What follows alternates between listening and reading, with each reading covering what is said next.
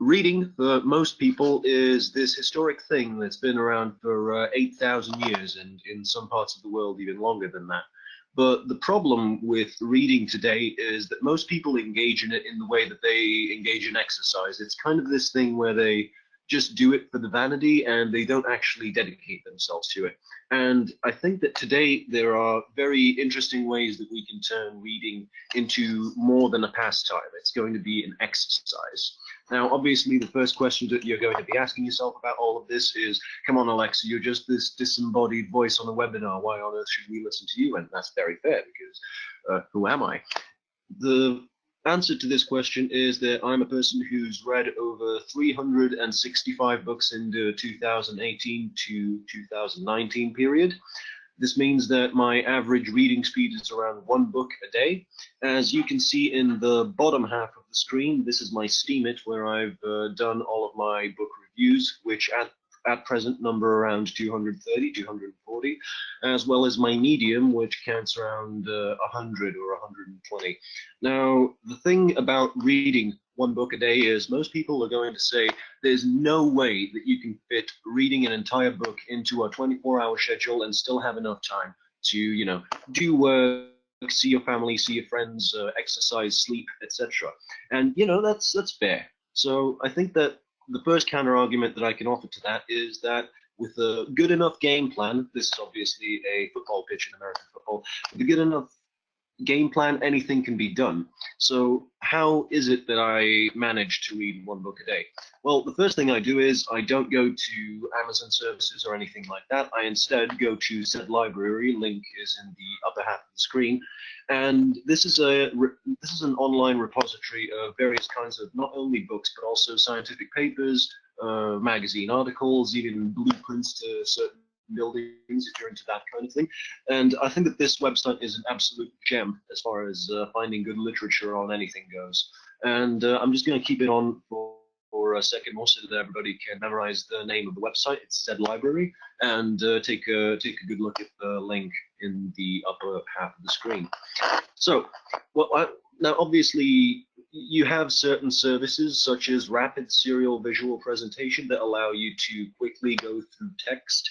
But personally, my choice is to turn the text of a book into an MP3. And the way I do this is using a open source software developed in Russia called Balabolka, and the link for this software is in the lower half of the screen.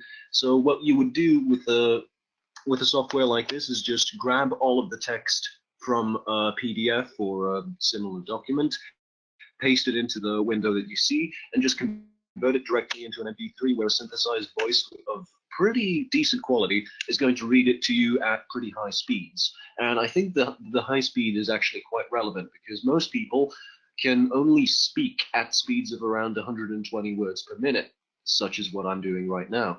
Most audiobooks read to you between 60 and 70 words per minute, so that you can, drive or do other complex tasks and listen to the book. However, most of our day is spent doing things that aren't very high in demand. So, spreadsheet work, creating a database.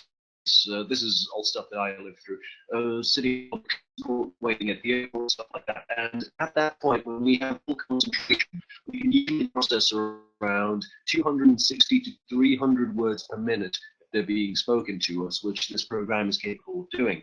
So what I think is the best move is to get yourself some wireless headsets. The one on the screen is Trex Air, which is a bone conduction headset that doesn't damage your hearing, but still manages to conduct sound in a very clear and concise way, so that you can just hear it coming from inside your head. And what you want to do is you want to get a list of books that you want to learn about. You want to find, for example, if you're into the search engine optimization, or if you're into fintech or whatever it is, you want to get a list of, say, the top 20 books in the field, and create a plan of which books you want to read first. You want to get reviews of the books first, and then you can start to fit that into your schedule by, say, waking up 1 hour earlier than normal, spending time in the bathroom listening to books, etc., taking 1 hour out of every day to download more books and convert them into MP3s. All of this stuff, I think, is perfectly easy for most people to do, and all you realistically need to do is create a decent plan, have, you know, SMART goals, that's SMART, specific, measurable, attainable, relevant, and time specific, and pretty much it takes very little time to become an expert in something. I'm sure that many of the viewers and attendees here know about Tim Ferriss and the 4-hour expert, which is an interesting exercise in this. So, if anybody knows who this person on the screen is, please let me know. If not, I'm going to uncover it anyway. The guy on the screen is Zeno of Citium, who is a famous Cypriot philosopher and the founder of Stoicism, the philosophy of constant improvement. And, you know, back in ancient Greece, the sophists and philosophers were capable of memorizing around 150 names after hearing them once at a dinner party. And I think that this genetic ability that we have locked within us to become absolute geniuses still needs to be exercised. And, you know, everybody here is an entrepreneur, and you totally get that the pressures of the market make us evolve. And I do hope that everybody who's learned about the tools that I've shared today can start exercising the reading of one book a day and truly move on to the next stage in their development. Thanks everybody so much for your time. If there's any questions about this, just direct message me and I'll be sure to address them.